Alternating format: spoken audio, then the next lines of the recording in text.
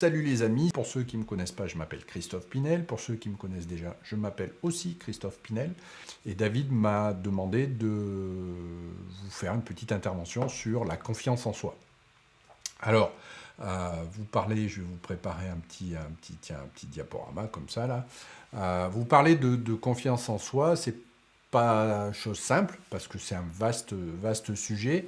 Et puis quand on regarde sur Internet, on retrouve beaucoup de choses. Mais une chose qui moi me plaît déjà, c'est de dire que cette confiance en soi, c'est un élément de ce qu'on appelle l'estime de soi.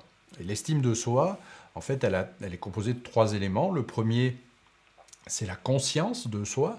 Comment est-ce que moi je me perçois et comment ce petit chat il se perçoit. Est-ce qu'il se perçoit comme un petit chat ou est-ce qu'il se voit déjà comme un lion. Et puis la deuxième étape, c'est l'amour de soi. C'est-à-dire que, oui, effectivement, le petit chat, il peut se voir comme un lion, mais est-ce qu'il l'aime ce lion? Est-ce qu'il ne le trouve pas trop vieux? Est-ce qu'il ne le trouve pas trop gros? Est-ce qu'il trouve que c'est un bon lion? Est-ce qu'il trouve que c'est un bon roi des animaux? Et pour le coup, voilà, la dernière étape après, c'est là qu'intervient la confiance en soi. Et la confiance en soi, on va pouvoir l'illustrer en se disant, si je devais traverser une épreuve difficile, si je devais avoir un coup dur, est-ce que je peux compter sur moi pour traverser cette épreuve? Est-ce que j'ai vraiment confiance en moi pour traverser cette épreuve? Alors, qu'est-ce qui va faire qu'on a confiance en soi ou pas confiance en soi? Qu'est-ce qui va faire qu'on a une bonne estime de soi ou pas une bonne estime de soi? La première chose, souvent, ça va être nos parents qui vont, de par l'entourage, qui vont nous amener et ils vont pouvoir nous faire prendre une bonne confiance en soi ou pas. L'éducation va avoir son rôle à jouer et on connaît tous, si vous grattez un peu dans votre mémoire, des profs ou des instits qui vous ont donné confiance et d'autres beaucoup moins. Voilà. Et puis les amis, notre entourage, nos collègues de travail, nos responsables, nos managers vont aussi avoir leur rôle à jouer et un impact sur cette conscience ou cette estime ou cette confiance. Et puis les médias, bien sûr, on ne peut pas passer à travers, effectivement, tout ce qui va être réseaux sociaux va jouer son rôle.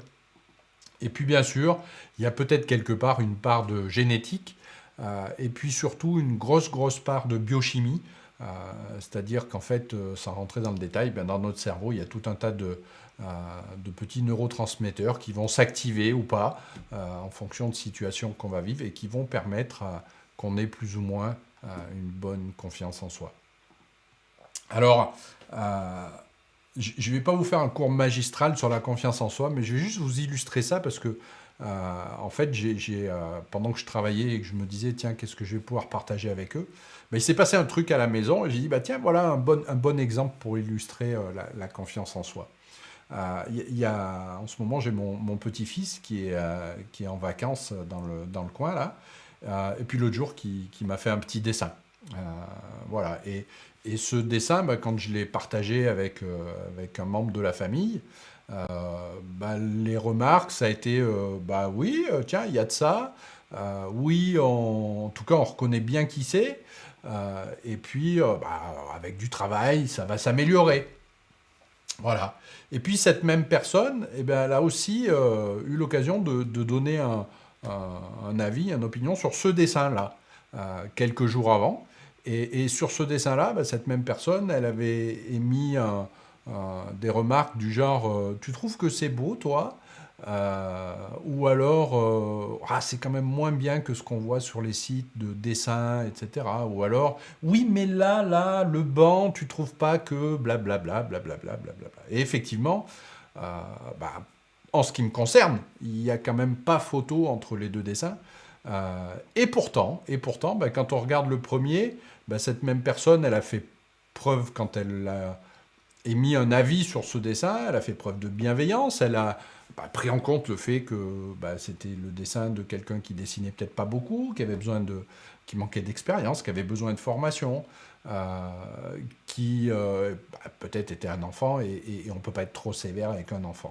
Et puis, quand elle a vu ce dessin-là, là, purement, on sent un manque d'objectivité, on sent de la comparaison par rapport à d'autres choses, on ne sent pas d'ouverture vers le progrès en se disant, bah oui, mais ça, ok, c'est comme ça, mais ça pourrait s'améliorer. Donc en fait, pour le coup, c'était une critique très très sévère.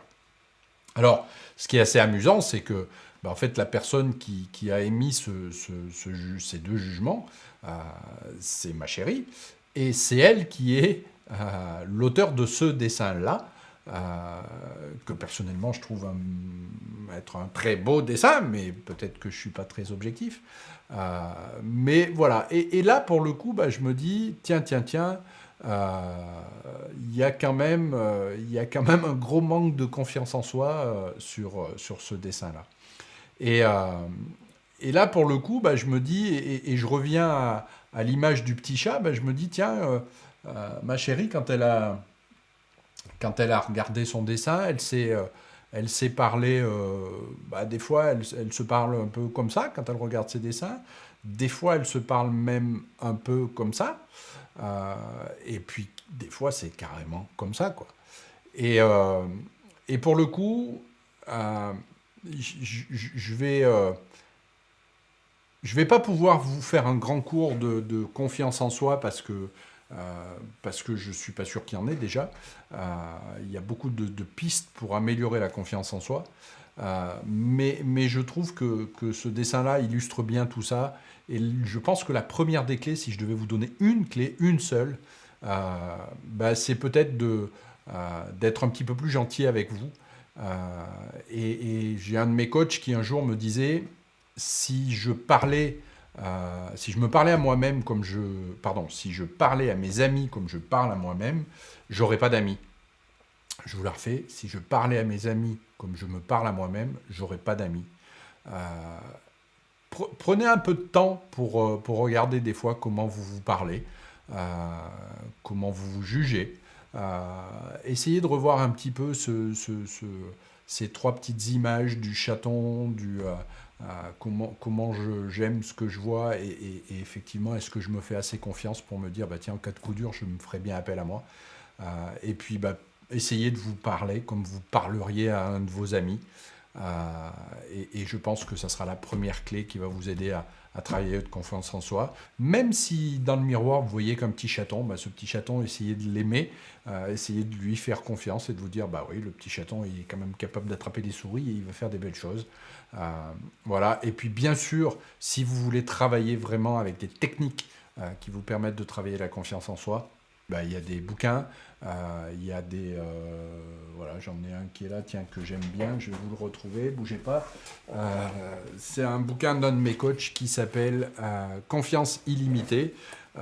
L'auteur s'appelle Franck Nicolas. Je vous conseille ce bouquin, il y a plein de belles choses dedans. Alors attention, c'est un coach un peu décapant. Donc si vous allez voir des vidéos de lui sur YouTube, vous allez peut-être le trouver un peu violent et catégorique. Mais en tout cas, moi j'ai bien aimé son bouquin, donc je vous le conseille, même si je vous dis attention avec les vidéos de coaching qu'il peut mettre en place, soyez prudents parce qu'il est vraiment... Il est rugueux le gars. Voilà, mais peut-être que pour certains, c'est ce dont on a besoin. Vous savez, de temps en temps, un petit coup de pied au derrière, ça fait du bien. Ça fait, en tout cas, mon père disait toujours, un coup de pied au cul, ça n'a jamais fait reculer. Voilà. Donc, je vous quitterai là-dessus. Ayez confiance en vous, aimez le petit chaton ou le lion que vous voyez dans la glace. Et puis surtout, parlez-vous comme vous parleriez à un ami. Allez, bisous, je vous souhaite plein de succès. Puis on aura l'occasion de se revoir, j'en suis sûr. Allez, bye bye!